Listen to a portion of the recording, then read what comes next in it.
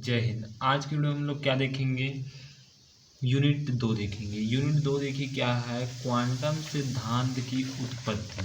तो देखिए सबसे पहले हम लोग क्या देखेंगे, क्वांटम सिद्धांत किसे कहते हैं। ठीक, अर्थात इसे सिंपल भाषा में हम लोग क्या कहते हैं, चिर सम्मत यांत्रिकी। क्या कहा बोला जाता है, चिर सम्मत यांत्रिकी चिर सम्मत यांत्रिकी बोला जाता है क्वांटम सिद्धांत को। क्वांटम सिद्धांत की उत्पत्ति अर्थात चिर सम्मत यांत्रिकी। तो इस भौतिकी में, मतलब इस भौतिक या फिजिक्स में किसकी खोज किया जाता है। जैसे कि ग्रह का घूमना, ग्रह कैसे सूर्य के चारों ओर घूम रहा है। उपग्रह का घूमना, जैसे उपग्रह पृथ्वी के, ये पृथ्वी है, पृथ्वी का उपग्रह कौन है, चंद्रमा है। तो ये चंद्रमा पृथ्वी के चारों ओर कैसे घूम रहा है, क्यों घूम रहा है, किस कारण घूम रहा है, धूमकेतु आदि का इस फिजिक्स में क्या किया जाता है, ग्रहण किया, मतलब खोज किया जाता है। वैज्ञानिकों के द्वारा क्या किया जाता है, खोज किया जाता है। तो इसे बोला जाता है क्वांटम सिद्धांत की उत्पत्ति, क्वांटम सिद्धांत। जैसे कि क्वांटम आप समझ रहे होंगे, केमिस्ट्री समझ रहे होंगे, सेम उसी प्रकार है। जैसे कि यहाँ पर नाभिक है जहाँ पर प्रोटॉन और न्यूट्रॉन रहता है। ठीक, अब इसके चारों ओर क्या घूमता है, इलेक्ट्रॉन घूमता है, चारों ओर इलेक्ट्रॉन घूमता है। अर्थात ये सूर्य है और ये पृथ्वी है, इसके चारों ओर क्या घूम रहा है, पृथ्वी घूम रहा है सूर्य के। सेम उसी प्रकार क्या आता है, एक परमाणु में, मतलब अणु में क्या आता है, प्रोटॉन और न्यूट्रॉन होता है, जिसमें इलेक्ट्रॉन क्या होता है, चारों तरफ उसके घूमता रहता है, अपने अपने कक्षा में घूमता रहता है। कहीं पर 2 घूमेगा, कहीं पर 8 रहेगा, कहीं पर 32 रहेगा, कहीं कक्षा पर। ठीक, तो इस प्रकार से ऐसे घूमते रहता है। ठीक, तो इसी सिद्धांत को क्या बोला जाता है, क्वांटम सिद्धांत की उत्पत्ति। कैसे हुआ क्वांटम सिद्धांत कैसे प्रतिपादित हुआ, कैसे हुआ उत्पत्ति, इलेक्ट्रॉन प्रोटॉन की खोज कैसे हुआ। ठीक, तो इसके हम लोग यहाँ पर खोज करेंगे। ठीक, तो इसमें हम लोग अभी यूनिट 2 शुरू कर रहे हैं। क्या कर रहे हैं, यूनिट 2 को हम लोग क्या कर रहे हैं, अब यूनिट 1 हमारा पूरा कंप्लीट हो गया, अब यूनिट 2 हम लोग क्या करेंगे, शुरू करेंगे, यूनिट 2 शुरू करेंगे। देखिए यहाँ पर देखिए सबसे पहला हम लोग क्या देखेंगे, कृष्ण पिंड वर्णक्रम किसे बोला जाता है, कृष्ण पिंड वर्णक्रम। तो देखिए कृष्ण पिंड वर्णक्रम ये क्या बोला जाता है, ये क्या होता है, कैसे होता है, उसको देख लेते हैं। जैसे कि यहाँ पर देखिए ठीक, सबसे पहले इसका परिभाषा पढ़ लेते हैं। वह पिंड जो अपने ऊपर आपतित संपूर्ण विकिरण को अवशोषित कर लेता है उसे क्या बोला जाता है, कृष्ण पिंड विकिरण बोला जाता है। ठीक, जैसे कि आप देखना, जैसे कि आप काला कपड़ा या तो काला कोई डिब्बा, ठीक, डिब्बा आप रखे रहेंगे, तो जो सूर्य से प्रकाश आता है, सूर्य से प्रकाश होता है, उसको क्या बोला जाता है, अवशोषित कर लेता है। मतलब काला कपड़ा क्या कहलाता है, पूर्ण तरीके से इसको क्या कहलाता है, अवशोषित कर लेता है। और ये काला क्या होता है, गर्म होने लगता है। जैसे कि आप गर्मी में आप क्या पहनना, काला कपड़ा पहन लेना। काला कपड़ा अगर आप पहनोगे तो इतना गर्मी लगेगा कि आप पूछ नहीं सकते, इतना गर्मी लगेगा उसमें। ठीक, और उसी काला कपड़ों को आप ठंडा के दिनों में आप उसी काला कपड़ों को पहनोगे तो आपको ज़्यादा ठंडा नहीं लगेगा। तो वो क्या करता है, जो सूर्य से जो प्रकाश आया है, उसको क्या बोला जाता है, उसको क्या करता है, काला कपड़ा पूरे तरीके से अवशोषित कर लेता है। तो इसी प्रक्रिया को क्या बोला जाता है, कृष्ण पिंड वर्णक्रम बोला जाता है। ठीक, तो ऐसा सतह या ऐसा पिंड जहां से सूर्य से आने वाले प्रकाश किरण उनको पूर्ण तरफ से क्या कर रहा है, पूर्ण तरीके से अवशोषित कर लेता है, उसके किसी भी भाग को क्या बोलता है, परिवर्तित नहीं करता। तो इस प्रकार के पदार्थ को या प्लेट को क्या बोला जाता है, कृष्ण पिंड वर्णक्रम बोला जाता है। ठीक, तो इस प्रकार से यहाँ पर ये हुआ, वह पिंड जो अपने ऊपर आपतित संपूर्ण विकिरण को अवशोषित कर लेता है तो उसे कृष्ण पिंड वर्णक्रम कहलाते हैं। ठीक, अब देखिए यहाँ पर प्रायोगिक ऊर्जा का विवरण, देखिए यहाँ पर जो इस प्लेट को देखिए, पहला मतलब कोई वैज्ञानिकों ने ही खोज किया होगा, कोई ना कोई वैज्ञानिक खोज किया होगा। तो सबसे पहले बार में वैज्ञानिक खोज किया होगा तो उसको कोई सफलता नहीं मिली होगी, ठीक, सफलता उसको नहीं मिले होगा। फिर कोई कोई दूसरा वैज्ञानिक आया होगा, उसको भी वही इसका खोज किया, थोड़े से उसमें भी गलती पाया होगा। तीसरा वैज्ञानिक आया होगा, फिर से उसमें थोड़ा से गलती हो गया, ठीक। तो उसी वैज्ञानिकों के बारे में हम लोग देखेंगे, कौन कौन वैज्ञानिकों ने इस कृष्ण पिंड के वर्णक्रम का खोज की है, ठीक। जो जिसने अपने अपने रूप में क्या किया, अलग अलग क्या किया, ऊर्जा दी, बताया, ठीक। ई लैम्डा मतलब ऊर्जा है, ठीक, अलग अलग बताया। तो देखिए ल्यूमर तथा प्रिज्महाइन, कौन, ल्यूमर तथा प्रिज्महाइन ने कृष्ण पिंड को विभिन्न तापों में रखकर उसमें उत्सर्जित विकिरण ऊर्जा का विभिन्न तरंग दैर्घ्य में वितरण कर प्रयोग द्वारा अध्ययन किया। यह वक्र चित्र में प्रदर्शित है। इस वक्र से निम्न निष्कर्ष प्राप्त मिले।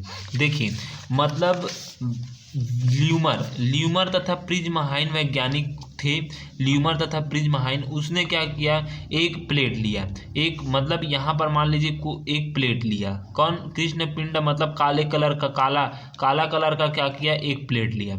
अब इसमें क्या किया, ऊर्जा इसमें क्या किया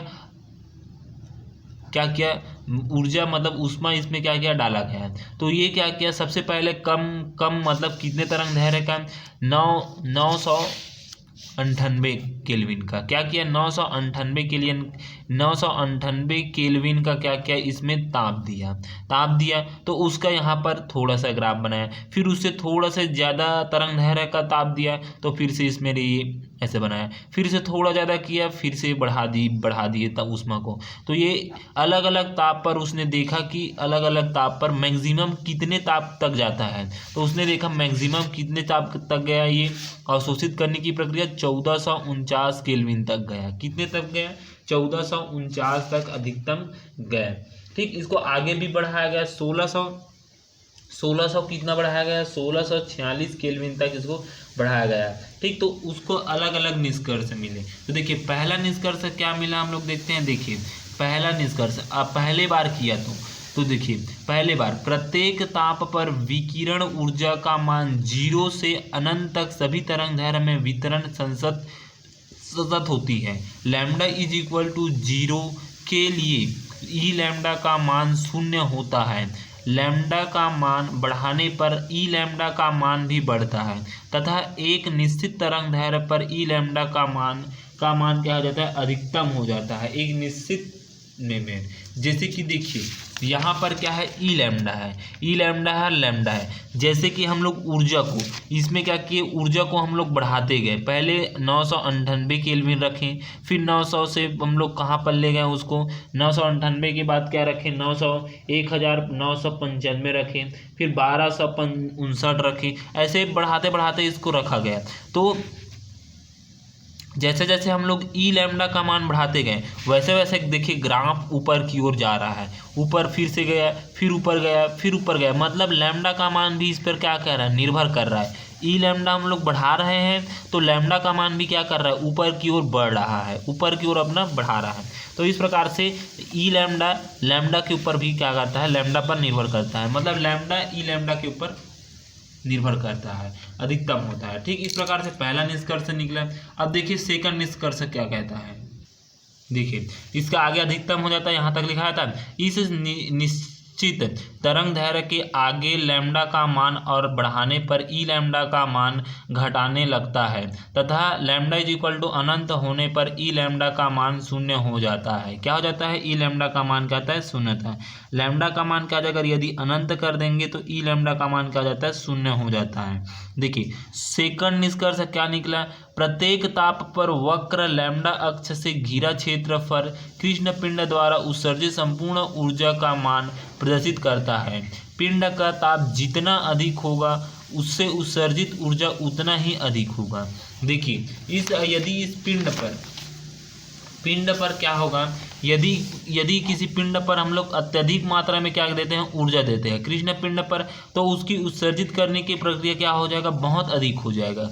जितना अधिक उसकी ऊर्जा होगी, अधिक ऊर्जा होगी, ऊर्जा होगी उतनी ही अधिक उसकी उत्सर्जित करने की क्या होगी, उत्सर्जित करने की प्रक्रिया होगी, उत्सर्जित करने की प्रक्रिया होगी। ठीक, तो उस प्रकार से यहाँ पर दूसरा निष्कर्ष बताया।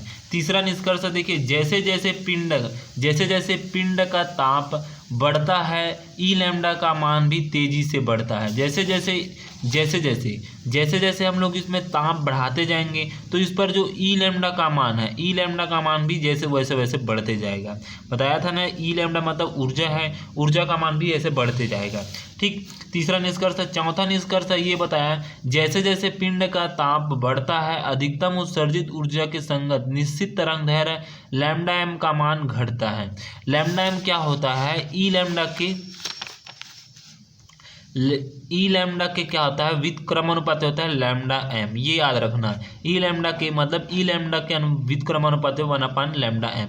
जैसे जैसे ये बढ़ेगा वैसे वैसे क्या होगा, ई लैम्डा एम का मान घटेगा। ठीक, घटेगा। फिर उसके बाद देखिए पांचवा, देखिए कृष्ण पिंड से उत्सर्जित संपूर्ण ऊर्जा पिंड के परम ताप के चतुर्थ घात के समानुपाती होती है। मतलब ई लैम्डा अनुक्रमानुपाती समानुपाती होता है टी के घात के 4 होता है। ठीक, तो इस प्रकार से ये तीन नियम दिया गया, मतलब 5 नियम बताया गया। 5 निष्कर्ष यहाँ से निकला। पहला निष्कर्ष क्या निकला, जैसे जैसे इसका ताप बढ़ाते जाएंगे वैसे वैसे इस लैम्डा का मान भी बढ़ते जाएगा ऊपर, मतलब लैम्डा ई लैम्डा निर्भर करता है लैम्डा पर।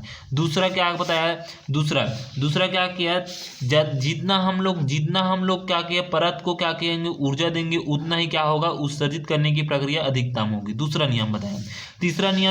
तीसरा नियम क्या होगा, जैसे जैसे पिंड का मान क्या होता है, पिंड का जैसे जैसे हम लोग इसमें ऊर्जा देंगे तो लैम्डा एम है वो क्या हो जाएगा, घटते जाएगा। मतलब ई लैम्डा क्या होता है, व्युत्क्रमानुपाती 1/लैम्डा एम का होता है। पांचवा ये बताया कि ई लैम्डा क्या होता है, समानुपाती टी के घात 4 के बराबर होता है। ठीक, इस प्रकार से हमें 5 नियम बताया गया, 5 निष्कर्ष निकला गया। ठीक, यहाँ तक हो गया, यहाँ तक तो आपको समझ आ गया। ठीक, क्योंकि हिस्टोरी है, ज़्यादा बताने में आप लोगों को होगा। ठीक,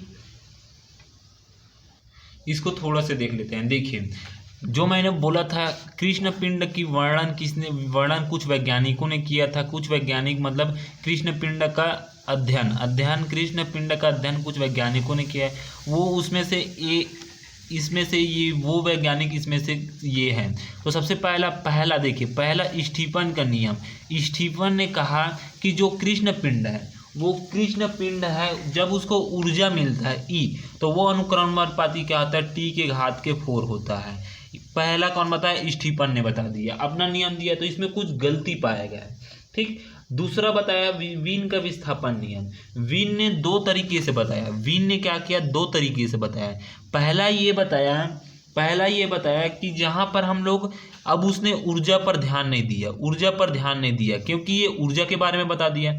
अब उसने ये दिमाग लगाया, ऊर्जा में तो तरंगदैर्घ्य होता है, ऊर्जा में उसने सोचा ऊर्जा में क्या होता है, तरंगदैर्घ्य होता है, तो मैं तरंगदैर्घ्य से अपना दिमाग लगाकर बता दूंगा, मेरा सही हो जाएगा करके उसने बोल दिया। ठीक, तो वहाँ पर वो उसने तरंगदैर्घ्य अनुक्रमानुपाती होता है 1/t के।